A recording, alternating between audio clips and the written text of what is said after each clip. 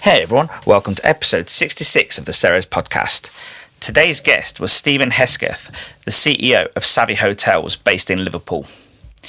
We had planned to talk to Stephen before COVID-19 hit, but I don't think anyone could anticipate how this was going to plan out. As you've guessed by now, the last 10 or so episodes have been recorded online. Stephen is at the helm of 3 hotels: the Richmond Hotel in Liverpool, the Townhouse in Chester, and Eat, Sleep, Love in Liverpool. I thought now would be a good time to talk to Stephen about the difficulties of COVID-19 and running a hotel group. They furloughed around 100 staff and closed 2 sites down. He was really honest and he said, look, if I shut down the main hotel, we didn't think we'd get it reopened. So I could see why he sort of kept it open in that respect. I haven't done an introduction for some time, and I thought, who would want to listen to my voice during this pandemic? And if I'm honest, it was hard to think when all of this was kicking off. In the early days of COVID, I spent a lot of time talking to friends, customers, suppliers, distributors. We were all sort of reassuring each other. I was talking to my suppliers to reassure them that they were going to get paid for flour and spices, and again the worry of not being paid initially. So it was quite scary, and I think we all just sort of helped each other with not a lot of answers and not a lot of information, but just talking really helped. When things settled down a little, a friend and I got busy writing for the Ceres newsfeed. We sort of neglected that part of our website for a little bit, so we really spent some effort putting together quite a lot of articles. Most notably, we put together a breakdown of key information that the government have put out. We put together some guides on working with delivery aggregators, how-to guides on making great mushy peas, getting the best out your frying oil, and helping you fry crispier food, which is really important. This has been a pretty tough time for everyone in the hospitality industry. Many of you that have takeaways have now been able to reopen, even if somewhat limited with click and collect and delivery service. However, many parts of the hospitality sector are still not open, and let's hope their situation gets resolved in a timely manner. What will be interesting is what the government do after this to give the economy a really big boost. With COVID-19 and Brexit looming, well, the end of COVID-19, shall I say, and Brexit still looming, I strongly believe that the government will need to act aggressively. A few months back, I said that they would probably reduce VAT. It pretty looks like they could do that. But whilst they're there, let's hope they reduce it good and proper. And whilst they're there, let's hope they think of a long-term solution to the VAT problem. Anyway, it's not like the government have anything else to be doing at the moment. I'll let you go for now, and I hope you enjoyed this episode with Stephen Hesketh, CEO of Savvy Hotels.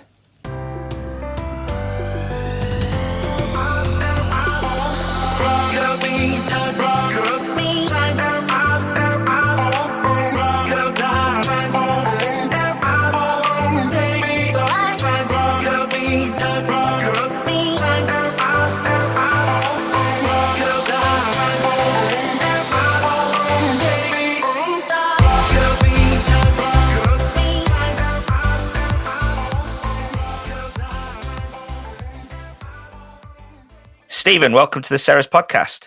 Yes, thank you very much. Pleasure to be here. It's great to have you on, mate. And, we met in the beginning of March. And I think we might have mentioned COVID-19, but, it was only a few weeks later that the lockdown came and everything sort of went into high gear pretty fast. We met at the Richmond in Liverpool, which is one of your hotels. You've got the Townhouse in Chester and Sleep, Eat, Love in Liverpool. Give us a little example of what's been going on since the COVID lockdown. Well, yes, gosh, a lot has happened since we've met, that's for sure. So basically on the 23rd of March, I think was the key date for us, we took the decision to assess all our buildings and go, what do we need to do? We closed Chester, which is a gorgeous little 30-bedroom townhouse in Chester city centre, closed that instantly. And Sleep, Eat, Love, which is we affectionately call it a posh-tel, but a high-end hostel, we also closed. And the only reason we remained to keep the Richmond open is as an apart hotel. We were actually housing at that time some long-stay international guests that were here in the city for trialing medicine and that type of stuff. So they were long stay guests with us over from overseas visitors. And they instantly sort of asked, gosh, is the hotel closing? Will we be homeless, etc.? And due to there being a reasonable number, we decided, look, we will stay open for you guys. We don't know what the future brings, but we're promising that as long as you understand that there will be limited cover, restaurant will be closed, etc., we'll happily remain as a skeleton staff for you to carry on. And we also knew that obviously we could hear on the grapevine there was opportunity to tap into potential key workers to actually just help fund the remainder of the costs for the property. And that's what we began to do. We began to look at other options of what business is out there. We know we're going to have to stay open, with just shy of 150 rooms and only a dozen of them being used. There was still a huge capability for us to try and tap in and at least get some more bums in beds, literally. And with the fact that we had full apartments with full kitchens, etc., we knew that they would be desirable for any key worker potentially. So we took the option to remain open at the Richmond and battle through. And if I'm being brutally honest, if we hadn't have done that, the hotel probably would not be able to be reopened because stagnant costs in any of these buildings. So even Chester and Sleep Eat Love are costing me to remain shut due to the fact security, insurance. You've got to keep the electric on, etc., because you've still got to have your CCTV and all that type of stuff in motion. Throughout this whole period, the comms situation of telephones and the reservations inbox via email, etc., has still had to be monitored. And whilst we've done that off-site, they still have to be, for a better word, the servers and all that type of stuff still have to be on property, switched on, etc. We are doing daily walk rounds of those buildings, etc. Anyway, so there's still significant cost to keep them shut. And I think a lot of people actually forget that. We also rent, have mortgages in those properties. So again, discussions with landlords, discussions with our mortgage providers, and they have been positive, albeit not fully removed. So we've negotiated individually per property on either deferred payments, which again is something you still have to budget for, etc. We haven't been in a position to get any rent-free or rent-free mortgage periods, but we have been able to agree some deferrals that has just at least helped the current situation, and just puts probably more pressure on us to make sure that we bounce back, hopefully, in the coming months, more important to us. Do you think that maybe it's a model there that, maybe if this hopefully doesn't come back, but if it does, and we have to have a shutdown again, and bear in mind, you guys aren't even open properly yet, but if we do have to have a shutdown again, do you think maybe the governments could utilise hotels better next time round? Yeah, I mean, even being open, we have definitely still had people requiring accommodation outside of key worker. And I think there's been real confusion in what a key worker is, because I'd even class myself as a key worker. I've worked right the way through it to provide accommodation for these people.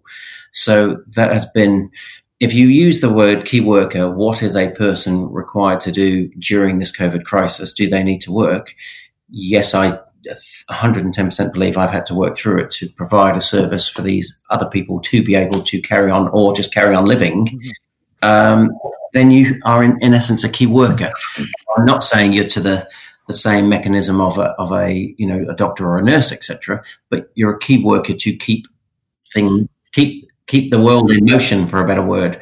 And I think that's been misunderstood. So we've had to help people for a number of different reasons for their accommodation that I think you could probably argue has been having to just look at it in a very common sense approach. And for us, as long as they weren't here on leisure or just having a night away just because they were going doolally at home, we had to be a little bit flexible for bookings. But it's surprising how, if nobody, for example, can help or they can't get an electrician locally and there's a major problem with their house and electricians had to come from afar and it's been late in the afternoon, there's just numerous, I could give numerous examples really, but I think there's been an opportunity for a little bit more flexibility in the accommodation hotel industry. one thing I thought straight away is that I thought, well, hotels would be okay because everyone's sort of segregated, and providing you don't have everybody congregating downstairs in the restaurant or the lobby, you could argue, well, as long as they stay in their rooms when they're at the hotel, that's fine by us. And, but I suppose everyone sort of like thinks differently in that respect, don't they? Yeah, I mean, for us, the 12-week period, we closed down the food and beverage operation altogether, but we still had our reception open, and we had to instantly, because keeping in mind, I would still argue the guidelines aren't quite as clear as they could be, but 12 weeks ago, you instantly had to sort of put in the PPE for the staff.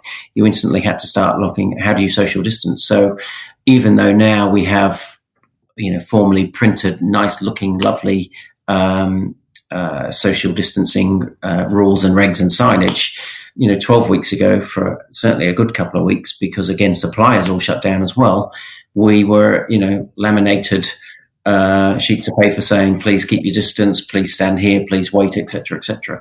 So we were sort of doing what a lot of hotels are doing now prior to opening, literally at the start, because we had to think for ourselves and go, right, what's the best way to look at it? And in reality, when you look at everything that's gone on, everything comes down to common sense, and it is just having those conversations with your customers, having those conversations with your staff to go, what are your fears? What are the problems? And let's see what we can do to divert them. And I don't think anything's ever right or wrong because this is unprecedented. So you have to learn and do what you feel is right for your business. How do you feel like, I know it's very little thing, it's a minor thing, but I feel that signage can be quite bossy. And it's insignificant, but in a hotel you want to be welcomed. Come on in, your room's that way. Take this lift, such and such. Whereas signs are a bit, don't do this, don't do that, don't do this. They're all prohibitive, aren't they? In a way, you can see when you'd like to get rid of them as fast as possible as well, can't you? Yeah. I'm definitely not a lover of signs, that's for sure. But I think it's just, at this stage, I look at them all as a pleasant reminder. So if you look at our signage, it's, please respect one another and use only as families. Also, why not use the stairs? And we've tried to introduce a go up via the lift, come down via the stairs type policy. Okay. And again, that's sort of helping the whole, keep yourself fit and don't be afraid to use stairs. We appreciate they're harder to go up, but they're not too bad to come down. So let's try and work on that. So yeah, we've gone with but again, because you're not stood at the lift as a team member or something like that, we've had to use signage as a information style guideline. But you're right, they do feel a little bit. I wonder if people just get used to seeing it, and if they get used to seeing it, do they start to ignore it? Well, that's also a risk, isn't it? Yeah, definitely the case. Talking about funding, access to sort of whether it's bounce back loans, C-bills, and I always forget the one above that. But give us an example. I saw on LinkedIn you were saying that you were having some trouble with your lenders, and then I think you got in touch with NatWest, but they were saying we're prioritizing our own customers at the moment. Give us a little bit of insight onto how all that was for you. Yeah, I mean, I think if you drop back to late March, early April, everybody was in panic mode, really. We weren't sure what was coming, how long it was going to be, how quick this process would be. You were instantly worried about making sure that your team were still going to have some sort of pay so they could survive, etc. So the furlough scheme was by far, and still is by far, the customer's biggest, thumbs up, etc. And that took a little bit of pressure off us all to sort of go, right, your team are somewhat looked after to the best that they can be. And again, certainly at that time when you think it's all about, I just want to communicate with my team so they know where we're at, and I want to give them the benefit or the comfort that they know that they're getting some pay. I think once that relief was off our heads, then it instantly went on to the business. How does this business survive? Can it survive? Because actually these guys, whether they're on furlough for 3 months, 4 months, 5 months, they still want to know there's a job to come back to. And actually that was probably the hardest bit. And we touched on when we last caught up that we, as a business, had some challenges in 2018. And if anything, that really set me up to really weather the storm well, because I think, you, from 25 years in hotels, you work your way up the chains, and actually sometimes you don't really understand running a business. You run an operation, and I've probably, out of 20 years out of my 25 years in the business, I've ran the operation and feel I've done a really solid job. In the last 5 years, my role's very much to change to running a business. And that cash flows, that's understanding that, even when you're getting deposits in and putting your money away for VAT and all that type of stuff. And often you don't learn that until you're in it. I think that's really an understatement. And if anything, what COVID's done for me is just taken my hat off again to every entrepreneur, every business owner, because you really don't quite, I think, understand day to day the stresses and strains that they go under. So when we start to bring that onto a big, huge operation like the Richmond, we instantly applied for a CBILS loan and thought that was going to be the saving grace. But actually, it was very painful. It was, 2 hours at a time to get through the bank to actually just answer you, just to say, yeah, you're in a queue with everybody else, wait another 7 days. And I had literally numerous, if you look at my 3 businesses, I would make 3 different calls, one to NatWest, one to HSBC, and one to Barclays for the same problem, to be told often the same thing, that, yeah, sorry, we thought it was going to be 4 days, it's now going to be 7 days. Yeah, we thought it was going to be 7 days, now it's going to be 10 days. So that uncertainty was really, really harrowing. At the same time, we were talking with insurance companies going, we have business interruptions. Surely you're going to help us and support us through this. And that was instant no's as well. Oh, so really? A period of April where you really were worried. I mean, it really was concerning that I don't know how we're going to survive, because what's also for hospitality, COVID came at a time where January and February are historically always hotels' worst months of the year. And if I just talk about October to December 2019, we were going through a general election and Brexit. So actually, year on year, that period, which is usually a very strong period, was already a little bit shaky. So accommodation, October, November, December 2019 was actually heavily down on 17, 18, etc. So we were coming into a period of, thank God the election's over. Thank God we've got some clarity that Brexit is going to happen, that there's a government that haven't got their hands tied. So we will get some headway. We will, pick up some speed, for a better word. So January and February, we're actually, whilst they are quieter months, felt a bit more optimistic. Then we came into March, and you could just feel bubbles of something coming. You couldn't quite put your finger on it, but bubbles of something. And then, yeah, sort of for me, middle of March, tail end of March, it sort of hit you like a freight train. And then it just went into a 6-week period of panic, because you just didn't get answers on anything. I actually felt the banks did a poor job in that first 6-week period and could have been a lot clearer. And I think it wasn't really until the bounce back loans came into effect, which again, from memory, were mid to tail end of April, that began to go. And also councils, obviously it came from central, but then went to local councils. I think they were handed money and said, right, give everybody some grants, go for your life. So I think everybody, things take time. You can't do overnight. But as a business owner, that didn't give you any easier sleepless nights. So again, we got our grants from the council, and again for us, just the townhouse and Sleep Eat Love fell under that 51,000 business rates threshold. Richmond didn't. So again, that caused you even more concern for the bigger property, because you weren't sure, would you get anything, etc. Yeah. Bounce back loans, when they finally kicked in, they actually happened very, very quickly for us and just took that little bit of pressure off. Because if I look at things now, we in the last couple of weeks, probably the last 6 weeks, have cleared a lot of back debt to suppliers. And I think suppliers were very, very good that when it first happened, they were in just as much concern as we were. But I think they understood that nobody was probably going to pay anything until there was some clarity, till there was something about whether it was grants, whether it was loans, whether there was going to be some method of cash coming into those predominantly closed businesses to allow them to release cash to pay for, some of it being previous January, February type stuff. Yeah. So the grants and the loans really enabled us to reset, for a better word, clear down what we had, and almost look to get us prepared for opening. Because again, what we've been going through the last 2-3 weeks is the cost of this signage, the cost of screens being installed onto your receptions, the cost of even just the time of messing around with tables. If this is a 2-meter space, how many covers are we losing? Calculate that. Actually, is there ways that we can be smarter by putting screens into your restaurants, etc.? It's all time and money. That's the reality of it. So for me, March and April was very blustered. I felt blustered quite a lot of the way because I just didn't have the answers. And I think now we're in May, June. Actually, almost the fear of it has sort of calmed down. The logical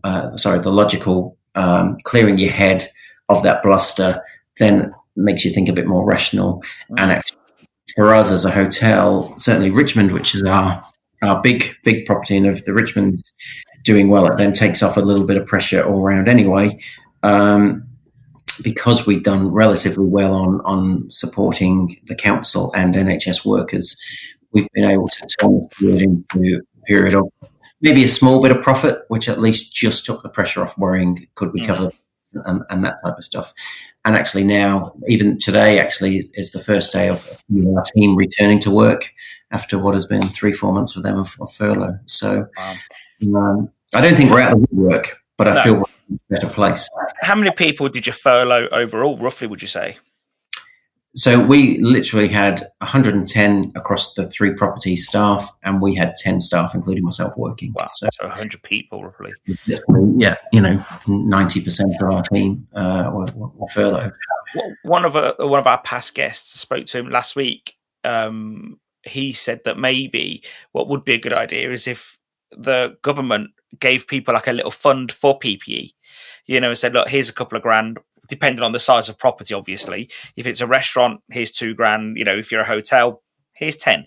Go and buy that PPE that you need. Here's what we recommend you get. Or maybe have a website where you can order what is recommended, as opposed to leaving it to people to go buy all of the wrong things and then get mugged over by the price as well. Whereas if they've got like their own website or something where they can say, here's what we recommend you buy, here's the money for it. Do you think that's a good idea, do you think? Or I think so. I think there could be a lot of help in relation to coordinating of good suppliers as well. If I think back to first week of April, I think I paid £100 for 50 disposable face masks, to 4 weeks later get nearly 4 times that for the same price. And it's just because that panic at that stage, and we thought, well, we're going to stay open. I've got to. I can't not.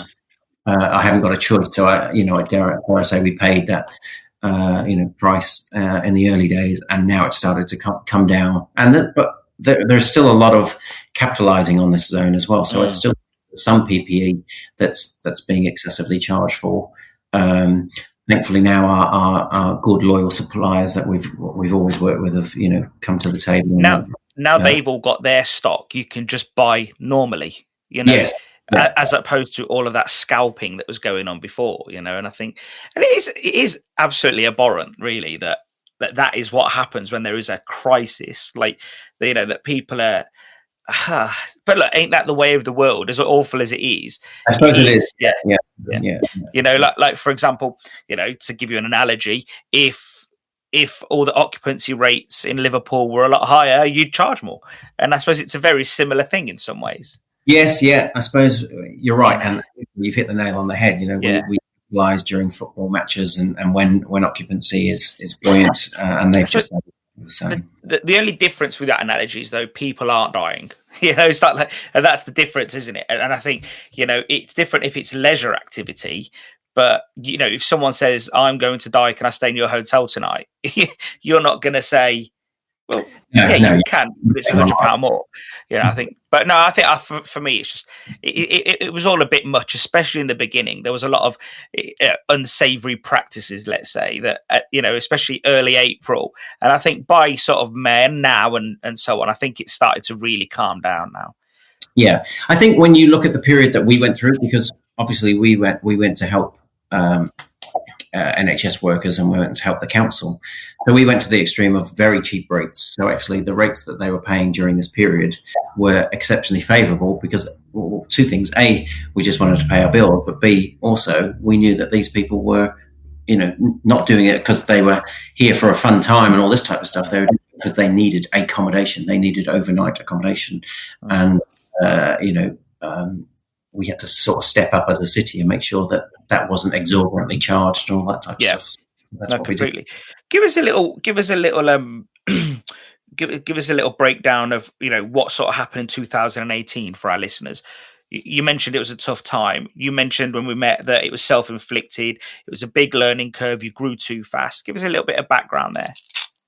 Yeah. So if I go back to 2018, we had basically over a 3-year period began to grow as a hotel management company, and also began to grow a small collection of restaurants.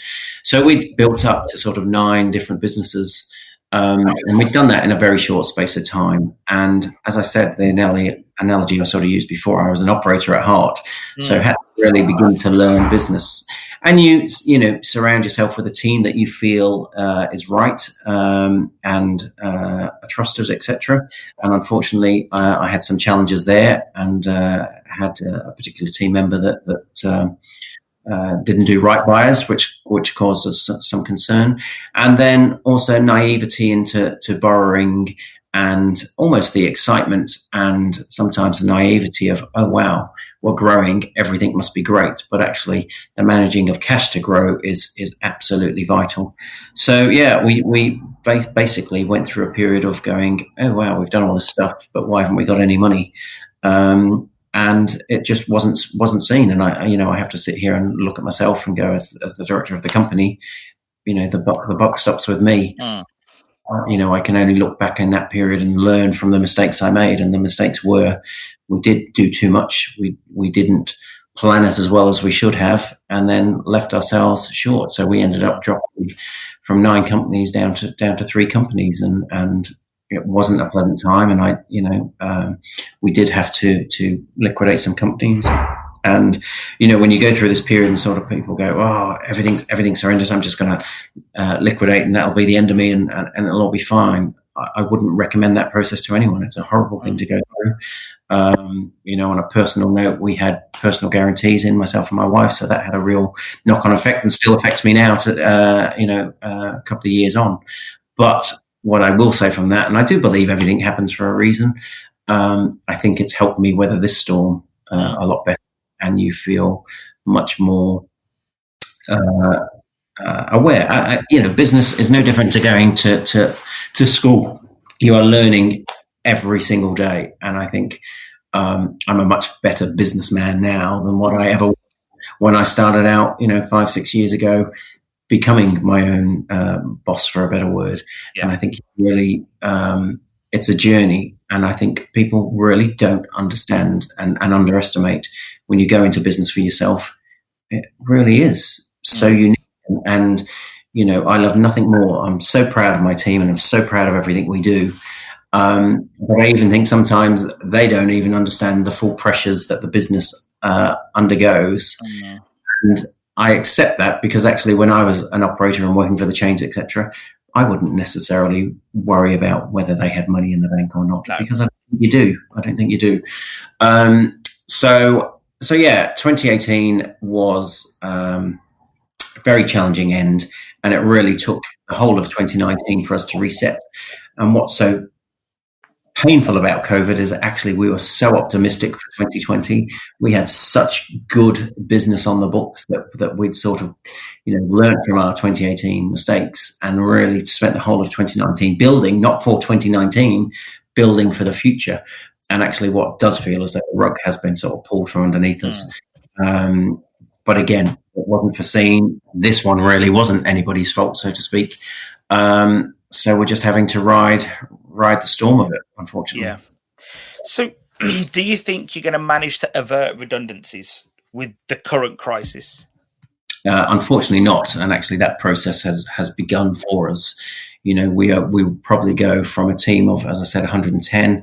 We sort of see ourselves now being around 70, a team of 70 across the 3 sites. Wow. And that primarily, a lot of that is food and beverage led, because the Richmond is a big wedding venue, does a lot of weddings, and obviously almost the majority of our weddings have all now moved to 2021. The success of the business is very much down. Liverpool is an event-driven city, so football is huge. If Liverpool Football Club is at home, the whole city's full in accommodation terms. The Labour Party was due to come to Liverpool in September. That's obviously been put off to next year, and there's huge events of that sort of nature. A lot of trade unions, big scale events that have unfortunately been postponed into 2021.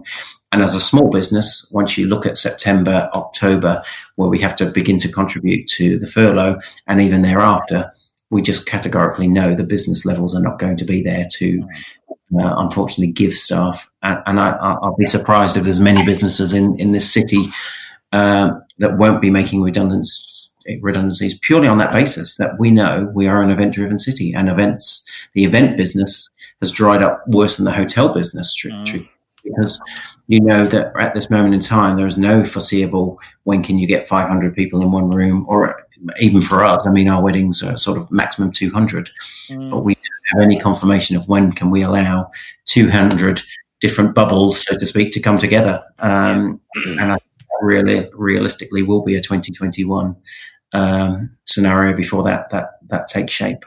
It's interesting. It shows how far behind in some ways the rest of the UK has been hit, because London, they were making redundancies in the events business, hotel business in April. And I remember talking to someone then, and I was like, surely it's far too soon. And they were like, no, we've been empty for the last 2 months. And you think that was ahead of everyone else. And I think because obviously people stopped flying, and especially from Europe, nobody was coming from Italy, for example. And, and obviously now with all the major sort of, event places, they're all either hospitals or closed. So I think London really got on that really fast. But it's amazing. How do you repurpose all of those hospitality staff? That is the number one question. I generally haven't got the answer to that, and I think it is going to be a challenge. And I think unemployment will remain high for the next, 12 to 15 months, most probably, until the event business pops back in. Because you've got to also remember, we're reliant on, certainly from Chester and Liverpool, coach business is a huge part of our business.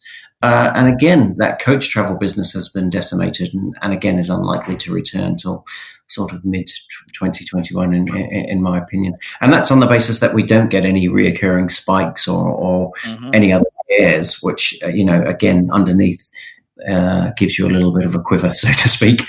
So the redundancy situation is horrible. I really, I think retail is still going to take its time to bounce back. I can appreciate we've had a little bit of excitement as things open up, and I think, but even if you look at that concept, the shopping experience now, you are used to going around Tesco's with, bumping into people in your trolleys and all that type of stuff because of the social distancing measures.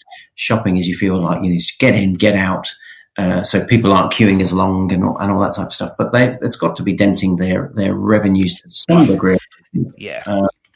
I'd imagine the problem is for the supermarket as well, is that because of what you just said, people are buying necessities only. They're not got time to browse and say, oh, I fancy a different brown sauce today. No, grab HP, stick it in the trolley. Grab Heinz, stick it in the trolley. And they were saying, I read somewhere there, it said that I think Heinz especially just literally focused on one bottle size. Just fill up one bottle size. Stop messing around with the 300 ml and the 900 ml and the 1.2 ml. Just let's do the 600. Stop focusing on all the others. Same with the Heinz beans. And I think everyone has been forced to say 20% of our sales create 80% of our turnover. So why are we messing around with the 80% that slow us down? And I think if we extrapolate that data and we move it over to hotels and restaurants and so on, what does that hold for menu planning? What does it hold for room service? How are you guys tackling those sort of things? So this is an area that's going to have huge effect on restaurants and bars. And if we look at the buffet unit just to begin with, again, I sort of feel as though that's decimated for the foreseeable future. So, every one of my hotels did buffet breakfast. So that's now out the window. And what challenges that now brings is how do you solve that problem of 200 guests all wanting breakfast on a Sunday morning type scenario?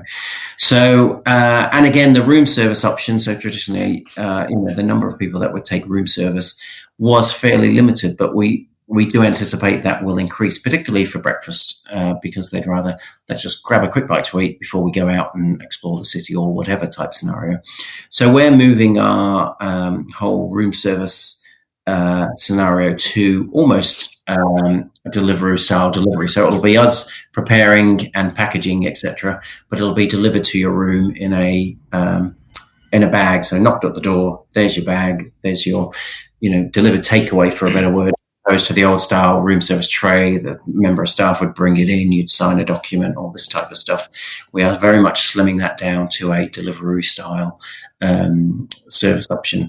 From a breakfast point of view, again, all of that now will be plated, so you will book your table in advance. So we will sort of comfortably now space out so that, again, the number of covers, there's no queues. We want to try and avoid queues. You may as well sit up in your room and come down at your specified time, as opposed to waiting in a queue around reception, etc. So all that planning will mean a much more detailed check-in process, because now we'll have to explain that actually your breakfast tomorrow is a bit more structured.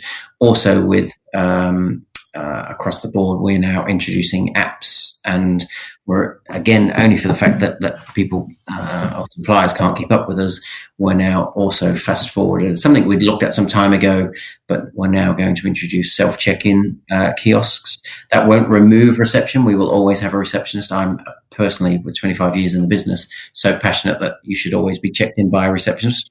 However, again, to help queues and also to help speed up, we will now have one or two self-check-in desks from probably mid-July, early August. We're just waiting on that whole process and infrastructure to be put into place.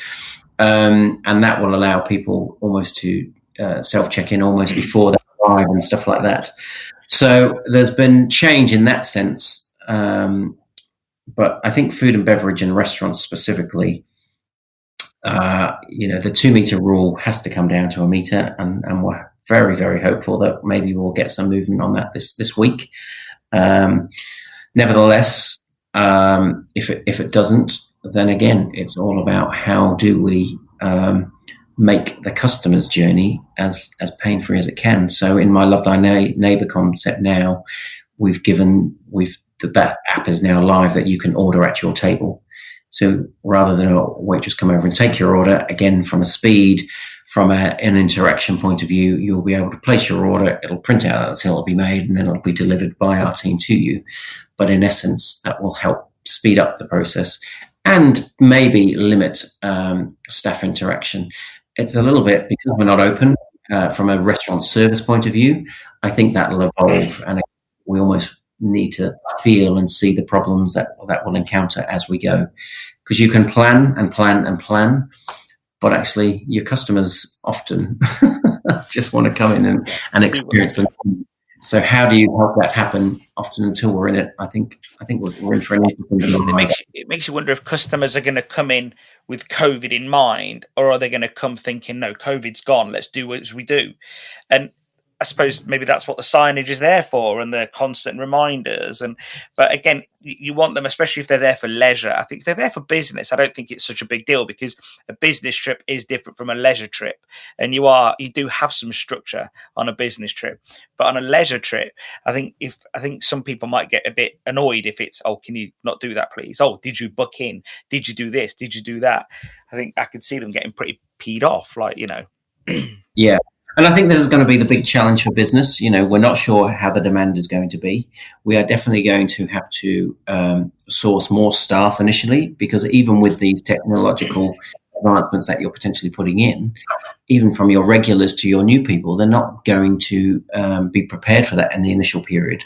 So the whole re-educating your customer on potentially what is different in the journey, the normal restaurant or check-in journey, that's going to have to be handheld through initially to some degree. Yeah. So we are anticipating that actually staff costs, etc., will remain higher whilst that process goes through, which is very, very challenging because it's also during the period of not knowing customers' confidence to return.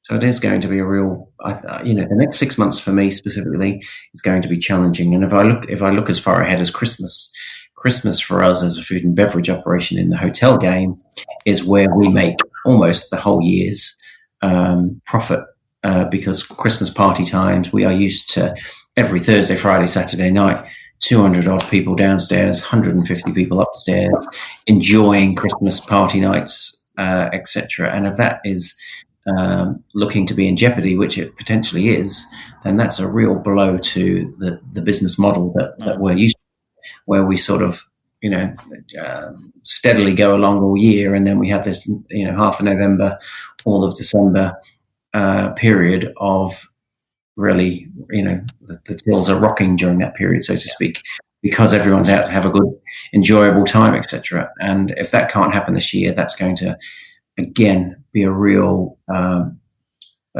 to pause and think, can this business survive? Yeah. So, if you look at the transition, you go through, wow, it's happened.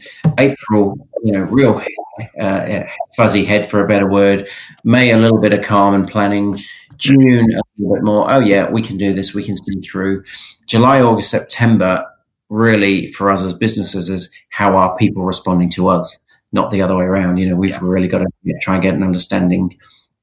Hope that actually, as schools go back in September, which I'm very confident and very hopeful that happens, that again, when we get to October, November, people's, and hopefully no spike and everything looking much more promising, then people will have the confidence to sort of, and hopefully government will have the confidence to say, do you know what, football stadiums can open. Yes, you can start having a bit of a Christmas party.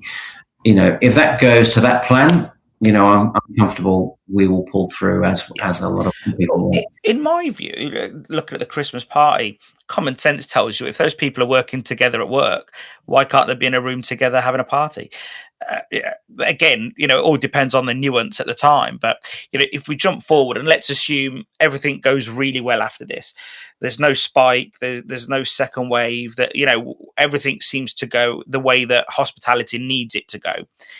What few things can the government do to give the industry a kick up the bum? I mean, I think the helping hand to the industry, first and foremost, VAT. I think if the customer can really feel that they can go out and get value for money, they will continue to do so. I think, with the unemployment likely to skyrocket, we will all be watching our pennies a lot more than what we can.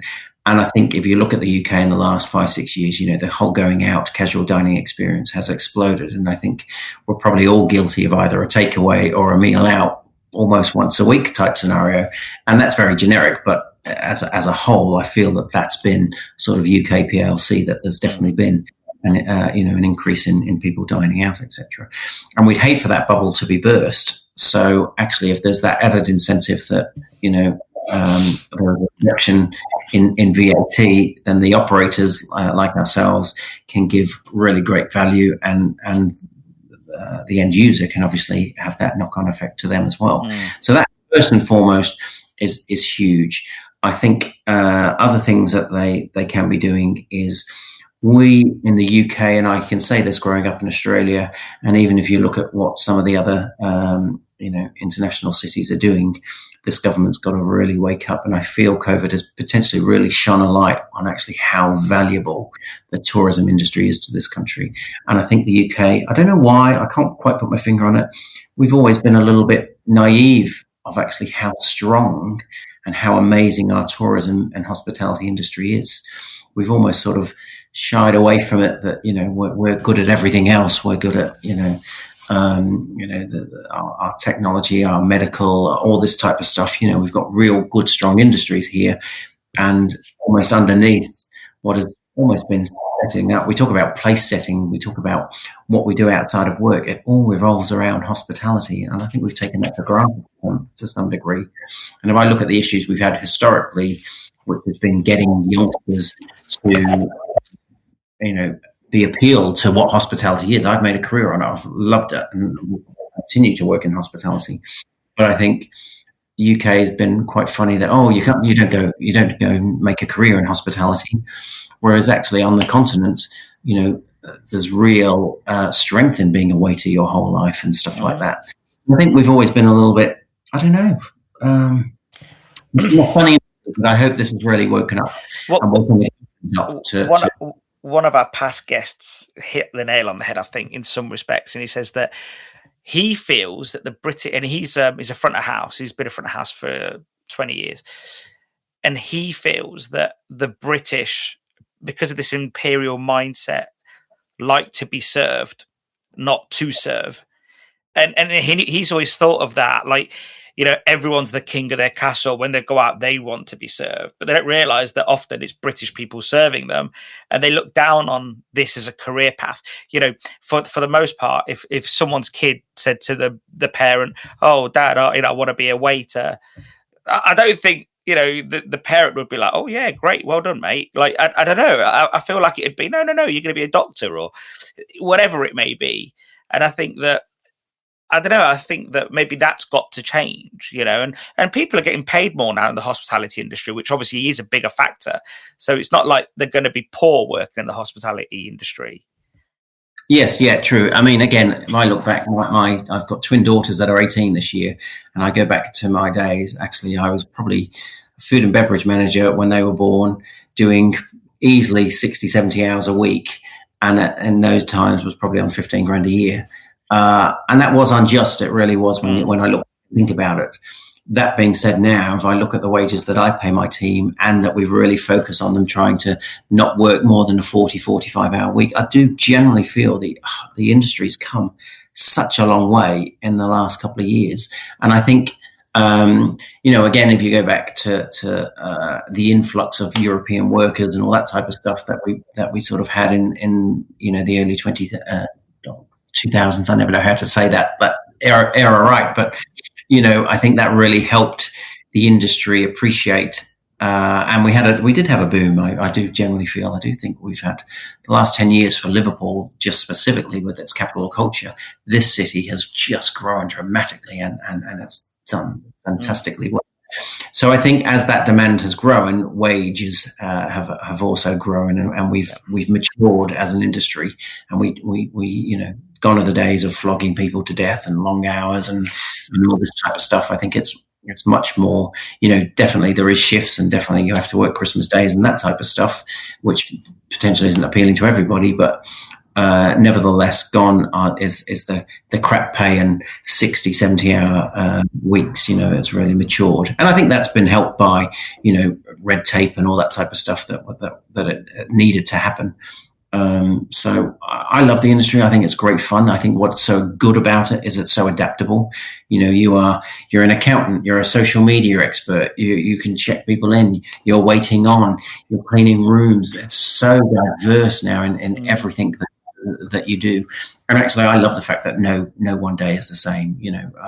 And actually in this COVID period, going from the last couple of years I have been back up, making beds and with a small team of 10, you are everything. And actually, I've probably enjoyed the last couple of weeks in a very operational way than I've done for a good while in my job. In fact, when I went through the 2018 thing, I thought to myself, gosh, have I really just gone the wrong direction? Maybe I don't want to be in hospitality. Maybe I don't want to be an entrepreneur, for a better word. Maybe I just want to go back into operating, etc.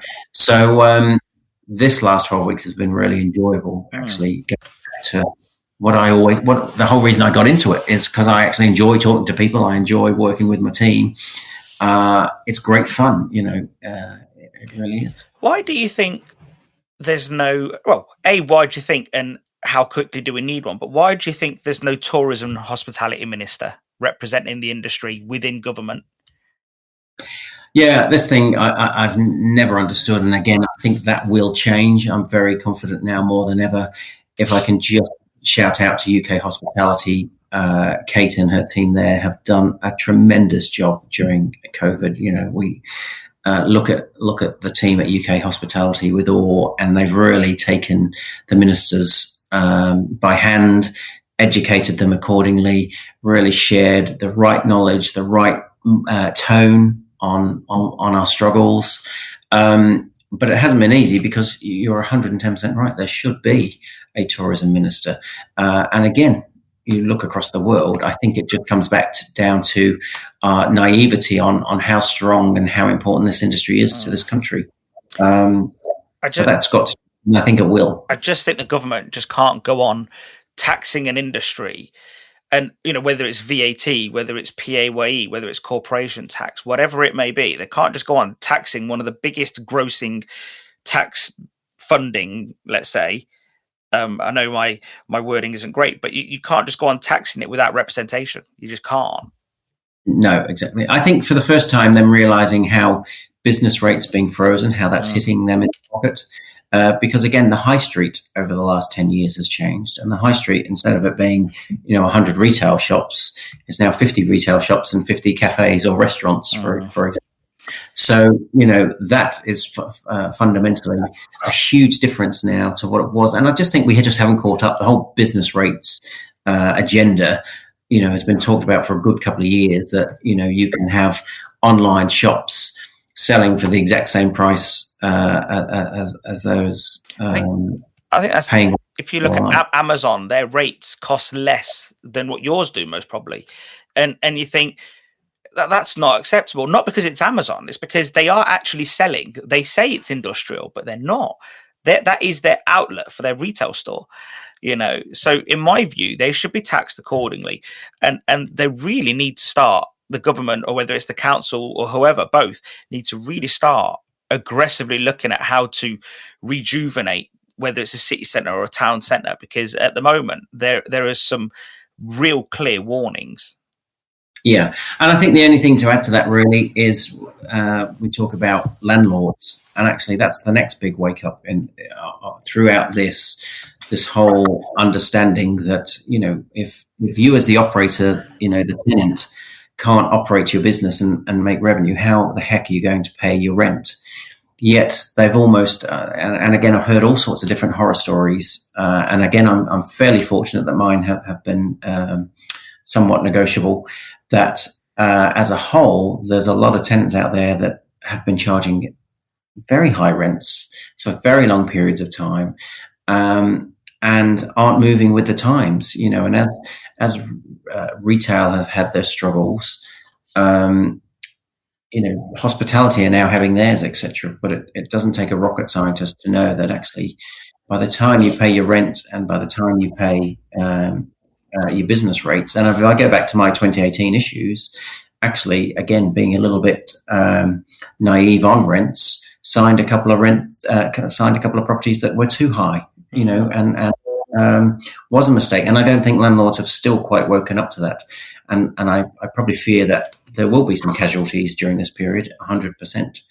And I just hope that there's not the naivety of that, they then may resell those units at a lot lesser price. And then just because you've had loyalty and you've stuck in there, etc., that when it comes to renewal time, they'll stick it up again instead of thinking, well, actually, let's relook at this market. And if you take 2020, 21, that a whole load of new, as new people will come in, and I'm confident that things will, that they've negotiated really good, new, better, lower rents because of the market at the time. Yet us that maybe have been able to stick it through and get clubbed again, and we're pushing this problem further down. So landlords specifically also need to step up at this time and really take a look at. I think they need to start thinking differently. They can't just say, let's go with the highest bidder. But, because I don't think that's going to help the situation. No. And I think in 2008 and onwards, when there was like the coffee wars, as I say, where everyone was, trying to put a coffee shop somewhere, they loved it, because if they could get, 80 grand from Costa Coffee, why would they want 40 grand from a local record shop, let's say?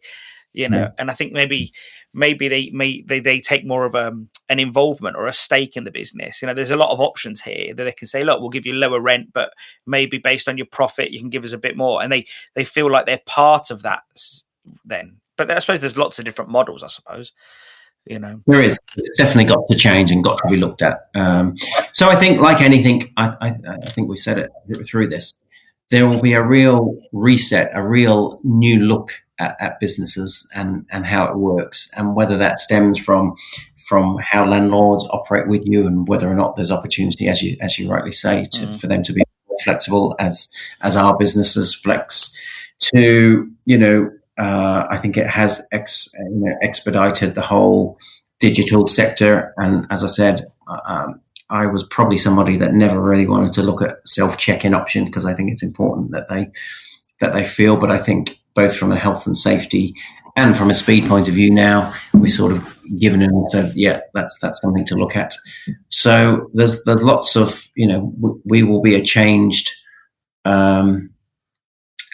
We will be a changed set of businesses, and actually we've got to make sure, and I like what you said before, that maybe Boris will wake up to that and really help get rid of red tape and help businesses push forward, because that's what's so crucial over these next couple of months and years. I really think he's a populist. I really think that I think he will, and I think he will try, or at least his teams around him will try and listen to everyone that's voicing opinions. I think that they have backtracked a couple of times from what I could see. They've gone to do something, then realised, well, actually someone said that's not the right thing to do, then backtrack.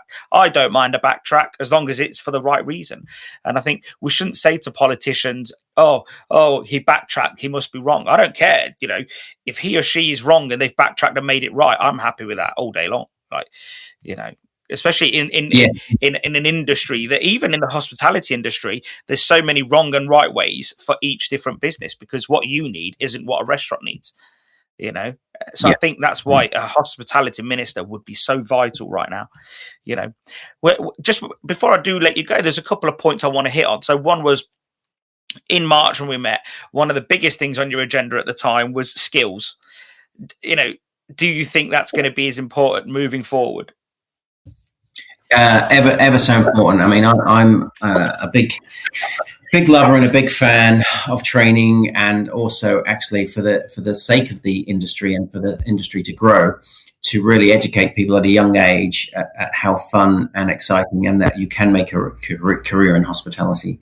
So the skills agenda actually will only be heightened, because I do think youth unemployment specifically will rise during this time. And I'm pleased to say I'm working with Liverpool Combined Authority and Liverpool City Council in relation to looking with City and Guilds at ensuring that actually training becomes, again, a forefront opportunity, and that actually you've got to work with employers and not just colleges and not just training providers. It's a full circle. It needs the government's support financially. It needs the employers to actually open up and realise that actually if they don't look at supporting and training even those not in the industry yet to get a flavour and a feel for the industry, it can only be good for the industry. And then finally working with the colleges and training providers almost on the technical side of things, and ensuring that actually, the kids are getting the full all-round circle. So if they're getting the intellectual, they're getting the hands-on experience, it's being paid for, etc., then actually skills right now, I felt there's been a change. If I look at what City and Guilds have done with their hospitality badges, it's a real change and a real 21st century look at how we deal with traineeships and apprenticeships and that type of thing. So I think we've got the answers. I now just think we need the help and support in the financial drive of this. And I just ask my other peers, my other entrepreneurs and my other business owners, that they actually really need to also help step up.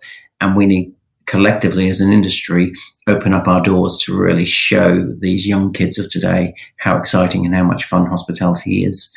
And if we do that at a young age and provide them with good quality training, and that takes time, investment and energy, then we can only but win the fight on the skills battle. Because I think historically as we were sort of saying in relation to pay, the industry has come a long way in relation to, I think we went through a period of a pair of hands will do. And actually, there is a real skill in serving something as simple as a coffee. To be a barista nowadays, it's actually no mean feat. The health and safety side of it, the understanding of actually even the brands, and that is evolving. That you can be a genealogist nowadays. There's that many different types of and all this type of stuff. So, training is everything, and training is the success of any good business. You need a pilot's license to use these fancy coffee machines now, don't you? Yeah, you do. So, hopefully we get. I told you earlier that my one of my best friends in Cyprus, he rents cars out to tourists. Tourists being us lot, the British mostly. And he said to me the other day, "Stel, we've written off the next 18 months." He goes, "If we're lucky, next year will be all right, but we've written that off pretty much too." So, if that's the case, British don't travel out of the country for a little bit. We get lots of staycations. Do you think? Are you ready for that? Do you think that people will stick with local hotels, or will they just choose whatever's available at the time? What's your thought process behind that? I mean, I'm very, very optimistic that we will have a bit of a staycation boom. And I suppose for me, as an independent operator, and actually what has happened during this time is I've spent a lot of time really working with other independent operators in the city, really trying to work together to make sure that the government, etc., have got a coherent voice and that we're all being heard. So if anything, I've probably very much turned on a switch to really support local, support independence, and I'd love to see that sort of happen. And I think if you look at, I've done a bit of traveling around the UK, coming from Australia. I couldn't wait to see what London was like. Couldn't wait to go and see York. Couldn't wait to go and see Bath, and all those different places. So I think we are, we underestimate how beautiful our own country is. So I think that'll be great for us. But I also think when you are there, actually really have a look at the talent and what people are doing locally. I mean, some of our restaurants in Liverpool now, who would have thought 10 years ago, I'm going to Liverpool to a bit of a cuisine hunt and a bit of a, uniqueness and seeing what they do up there. You just wouldn't anticipate that. Now, actually, you can come here. Paul Askew, not to name drop, is a great mate of mine now who's doing some fantastic thing at the art school. There's some guys here, Murray, Mowgli started here. The Barry boys are opening up on the Albert Dock. There's some real talented guys operating here in this city, and I just think I can say that for all cities. I obviously I'll look at Chester as well. There's some great operators in Chester that are doing some great thing. The Chef's Table, there's so many talented individual chefs that have become entrepreneurs. We've really got to support them because actually they are only as good as the last set of bums on seats as such. Yeah. And if they're not getting that loyalty and that support, they won't stick around, unfortunately. That's the sad truth of it. You look at Gary Usher's small group of elite bistros, fantastic what he's doing there, etc. But again, actually, he's got rents to pay and all that type of stuff. So if we're not there supporting those guys, we won't be open. And I say that for myself. I can't wait to see Love Thy Neighbour full again to the brim of people coming to experience our Buddha bowls and our smoothies and all our exciting stuff that our team are ever so passionate and excited about delivering. And, again, through this period, we're now looking at new Buddha bowls and they educate me often. Again, a couple of years ago, I wouldn't know what couscous was. Now our palates are changing, aren't they? But actually, we're often being educated by those on the high street that are really pushing the boundaries of what, we are bringing worldwide food to local British towns and cities. And actually, let's encourage everybody to. I think the British consumer needs to realise, use it or lose it. I think that is the key thing. And, I've seen a lot of things on Facebook recently where, it's saying that support us because we supported you. But the fact is, don't do it out of pity. Come and enjoy yourself. Like, come and have a great time. Don't come because we bent your arm and we wanted you to feel sorry for us. Come because we are doing great Buddha bowls, or we have got a great hotel, and Liverpool's an amazing place. Only I think it was just before Christmas or January, me and a friend were walking around Liverpool. He's from Southport. We spent 3 hours walking around Liverpool. He was showing me the sights, went to St. Albert Dock, walked all around there. And, it was just great. It's a great place to walk around. And I think, but it's not just Liverpool. Like you say, there's York, there's London, there's everywhere that's not too far away from you. Yeah. Yeah, it's fantastic. So on that note, we've took up plenty of your time, Stephen. And I really look forward to seeing you again when all this is out of the way. And hopefully everything goes all right for you. No, thank you very much. It's been great to talk. Sometimes actually just talking about it is therapeutic, I can assure you. Does that make me a therapist? All right, mate. Catch you later. Thanks very much. Cheers. Thanks.